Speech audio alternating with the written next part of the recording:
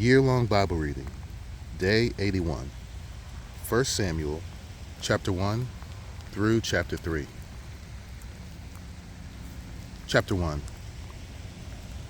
There was a certain man of Ramathaim Zophim of the hill country of Ephraim, whose name was Elkanah, the son of Jeroham, son of Elihu, son of Tohu, son of Zuph, and Ephrathite. He had two wives. The name of the one was Hannah, and the name of the other Peninnah. And Peninnah had children, but Hannah had no children. Now the man used to go up year by year from the city to worship and to sacrifice to the Lord of hosts at Shiloh, where the two sons of Eli, Hophni and Phinehas, were priests of the Lord. On the day where Elkanah sacrificed, he would give portions to Peninnah, his wife, and to all her sons and daughters. But to Hannah he gave a double portion, because he loved her, though the Lord had closed her womb. And her rival used to provoke her grievously to irritate her, because the Lord had closed her womb. So it went on year by year. As often as she went up to the house of the Lord, she used to provoke her. Therefore Hannah wept and would not eat.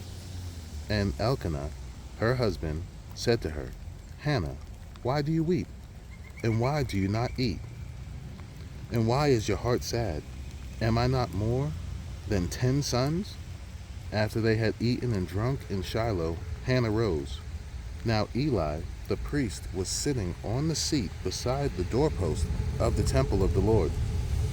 She was deeply distressed and prayed to the Lord and wept bitterly.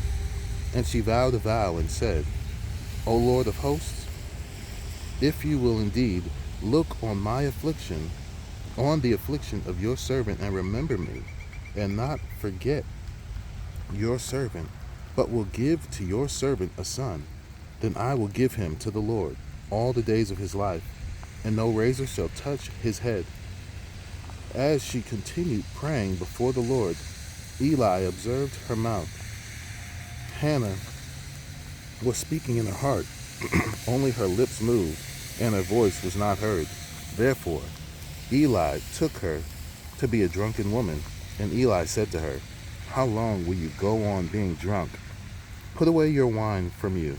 But Hannah answered, No, my lord, I am a woman troubled in spirit.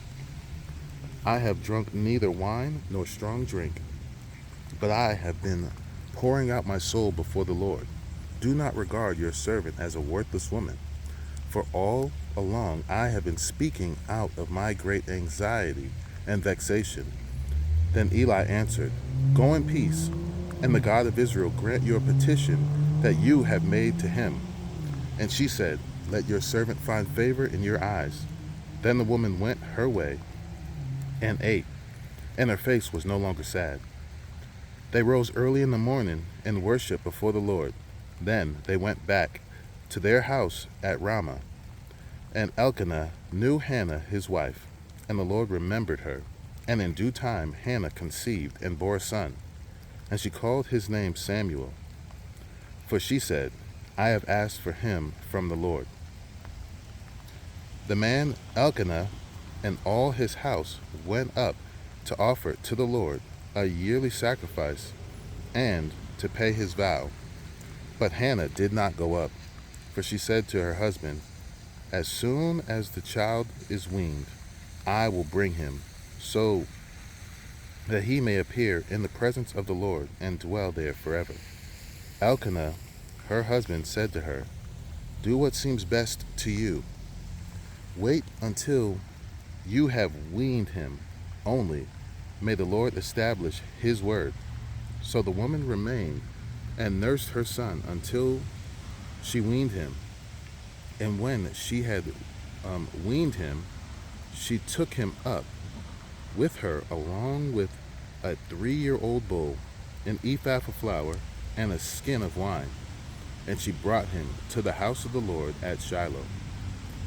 And the child was young. Then they slaughtered the bull, and they brought the child to Eli. And she said, O my Lord, as you live, my Lord, I am the woman who was standing here in your presence, praying to the Lord. For this child I prayed, and the Lord has granted me my petition that I made to him. Therefore, I have lent him to the Lord. As long as he lives, he is lent to the Lord. And he worshipped the Lord there. Chapter 2. And Hannah prayed and said, My heart exults in the Lord. My strength is exalted in the Lord.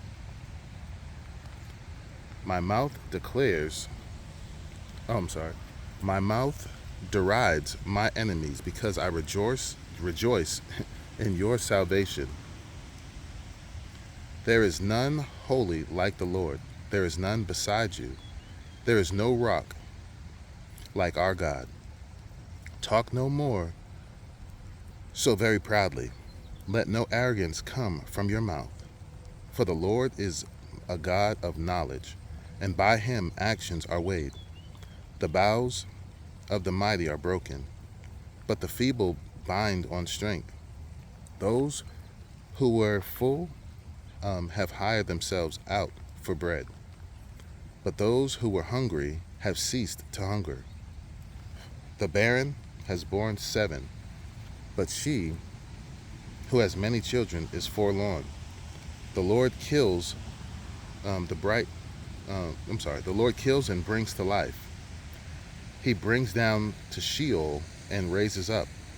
The Lord makes poor and makes rich. He brings low and he exalts. He raises up the poor from the dust.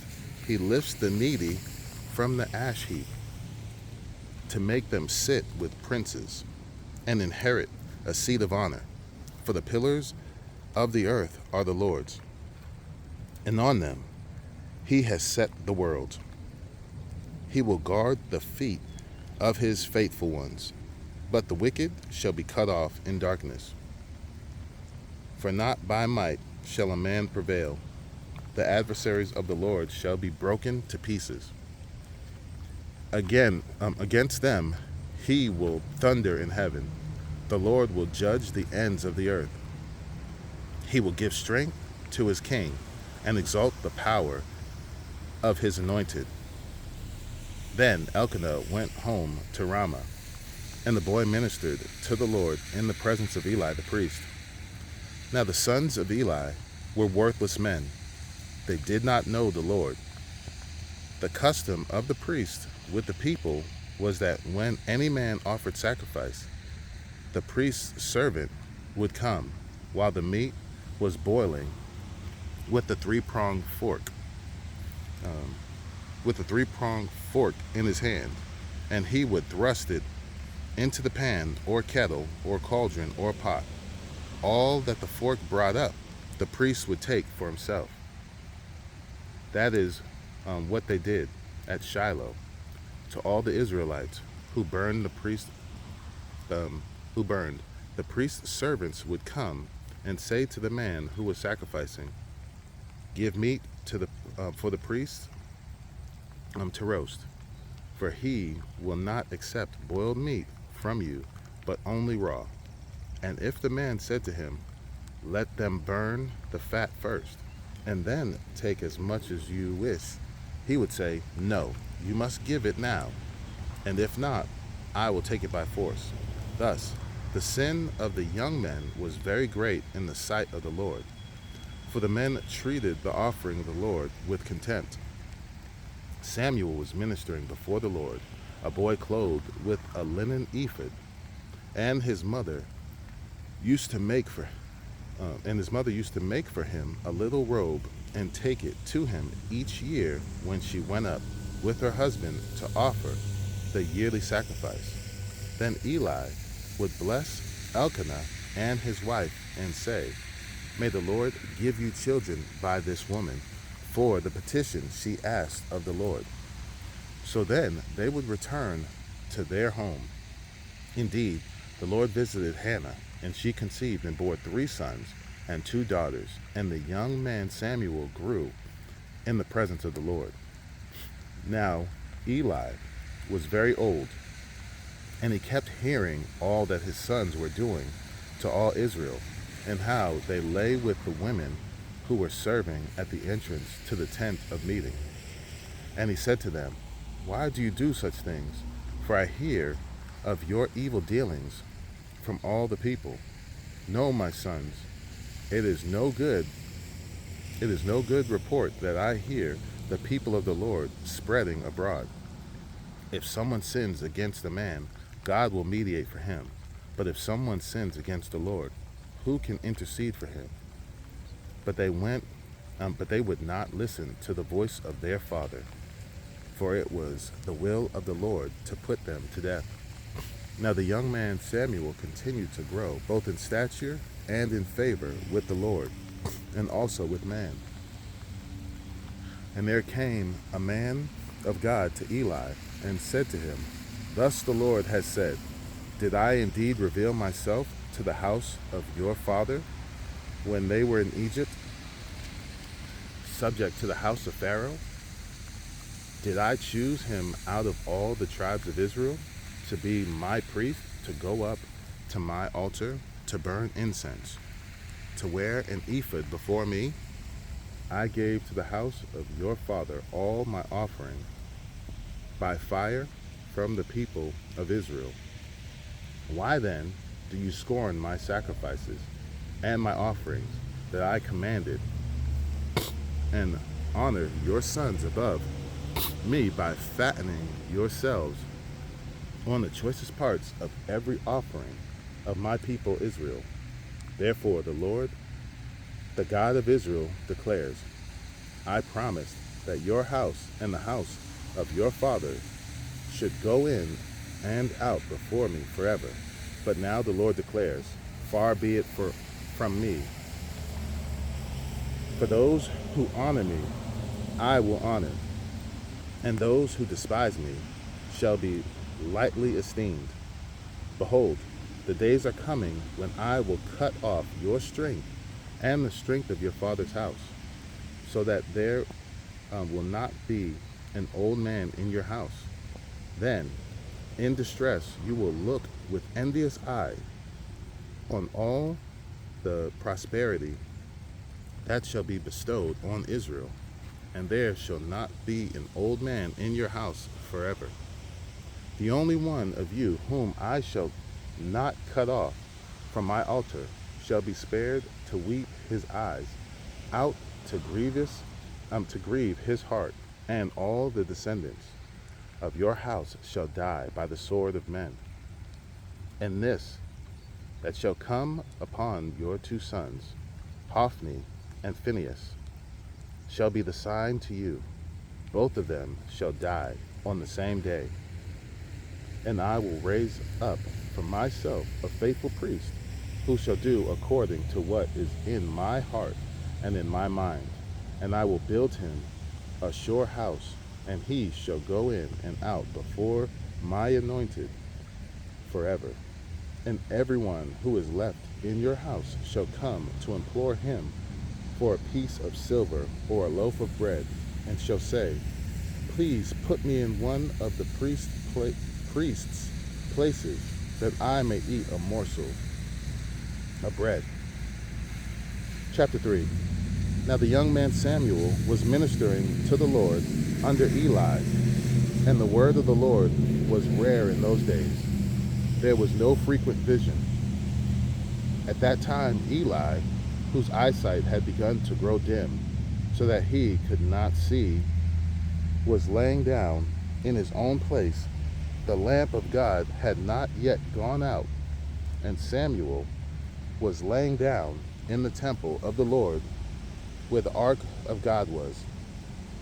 Then the Lord called Samuel, and he said, Here I am, and ran to Eli and said, Here I am, for you called me. But he said, I did not call you. Lie down again. So he went and lay down. And the Lord called again, Samuel. And Samuel arose, and he went and said, Here I am, for you called me. But he said, I did not call you, my son. Lie down again. Now Samuel did not yet know the Lord, and the word of the Lord had not yet been revealed to him. And the Lord called Samuel again the third time, and he arose and went to Eli and said, Here I am, for you called me. Then Eli perceived that the Lord was calling the young man. Therefore Eli said to Samuel, Go, lie down, and if he calls you, you shall say, Speak, Lord, for your servant hears. So Samuel went and lay down in his place. And the Lord came to and stood, calling as at other times, Samuel, Samuel. And Samuel said, Speak, for your servant hears. Then the Lord said to Samuel, Behold, I am about to do a thing in Israel at which the 2 ears of everyone who hears it will tingle. On that day I will fulfill against Eli all that I have spoken concerning his house, from beginning to end, and I declare to him that I am about to punish his house forever for the iniquity that he knew, because his sons were blaspheming God, and he did not restrain them. Therefore I swear to the house of Eli that the iniquity of Eli's house shall not be atoned for by sacrifice or offering forever. Samuel lay until morning. Then he opened the doors of the house of the Lord, and Samuel was afraid to tell the vision to Eli. But Eli called Samuel and said, Samuel, my son. And he said, Here I am. And Eli said, What was it that he told you? Do not hide it from me. May God do so to you, and more also, if you hide anything from me of all that he told you. So Samuel told him everything, and hid nothing from him. And he said, It is the Lord. Let him do what seems good to him. And Samuel grew, and the Lord was with him, and let none of his words fall to the ground. And all Israel came to Dan. And all Israel from Dan to Beersheba knew that Samuel was established as a prophet of the Lord. And the Lord appeared again at Shiloh, for the Lord revealed himself to Samuel at Shiloh by the word of the Lord.